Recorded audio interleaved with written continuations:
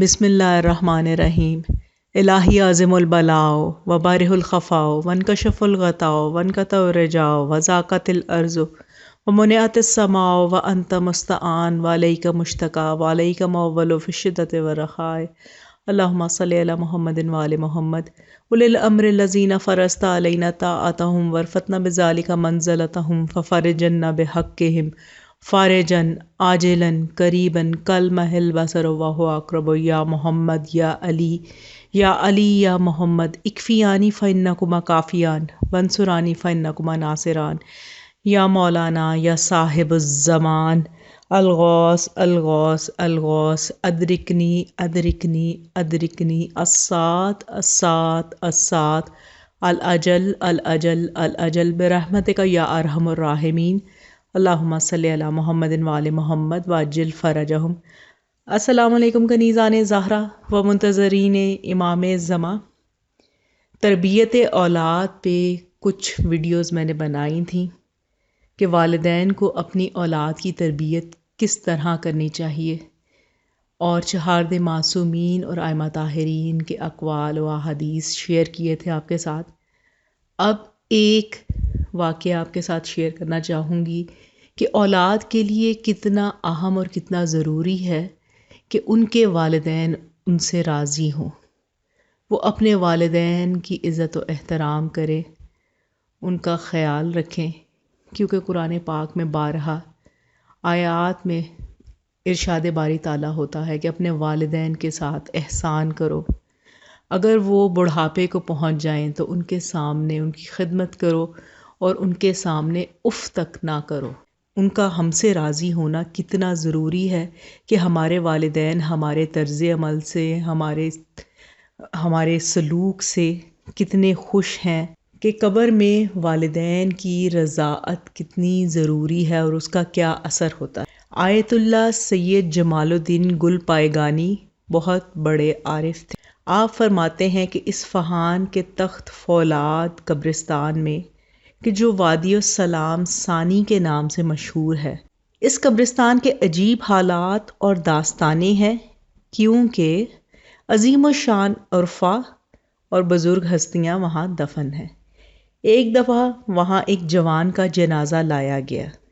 میں اس وقت سیر و سلوک کے عالم میں تھا۔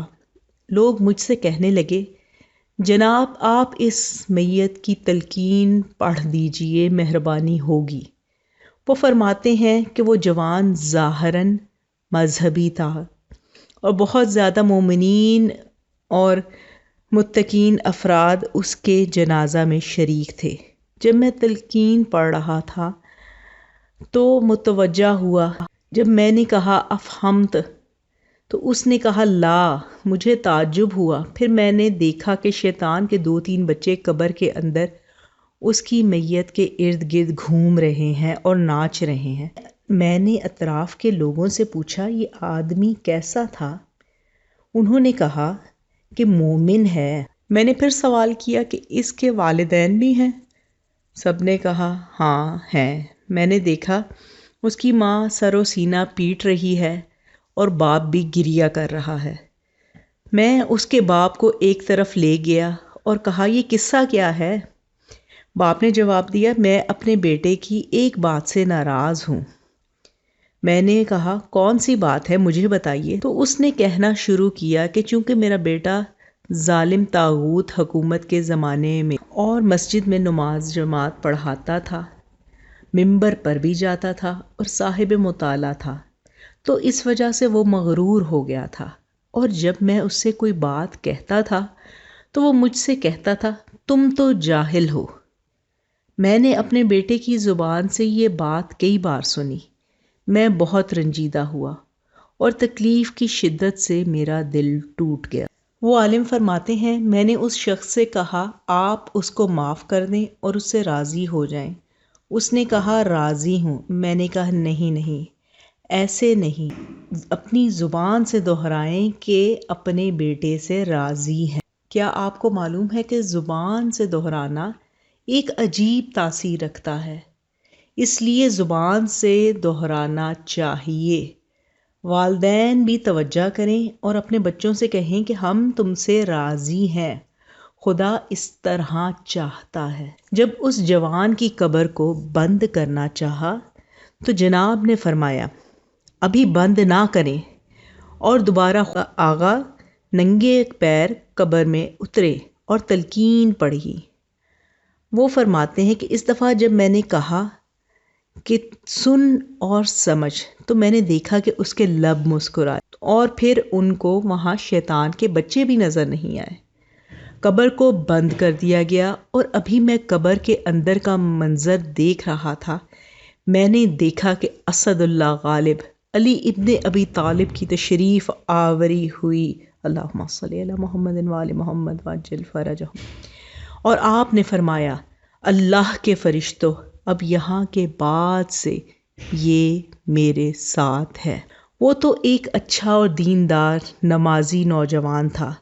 اس زمانے میں فسق و فجور کا دور تھا۔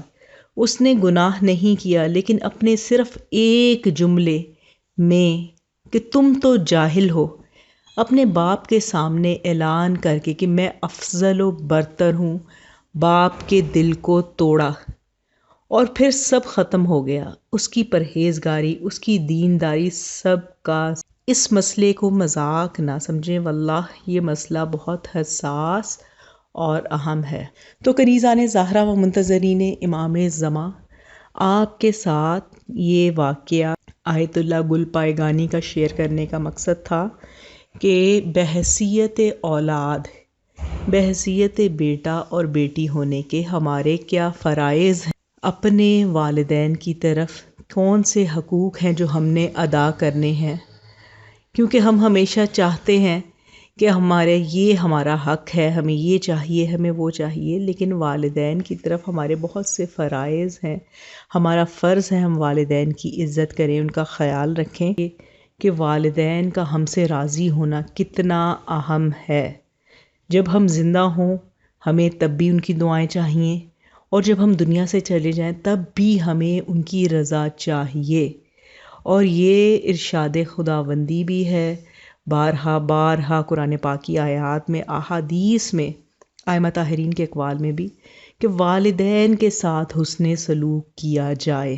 اپنی اگلی ویڈیو میں ایک اور موضوع کے ساتھ حاضر ہوں گی، تب تک امید کرتی ہوں آپ سب اپنا خیال رکھیں گے، اور میں دعا گو ہوں پروردگار تمام مومنین و مومنات کو اپنے حفظ و امان میں رکھے، اور آپ تمام مومنین و مومنات کے گھروں پہ اپنی رحمتیں، برکتیں اور نعمتیں نازل فرمائے، اور سب کو اپنے گھروں میں شاد و آباد رکھے، الہی آمین۔ اللہم صلی علی محمد وآل محمد وعجل فرجہم۔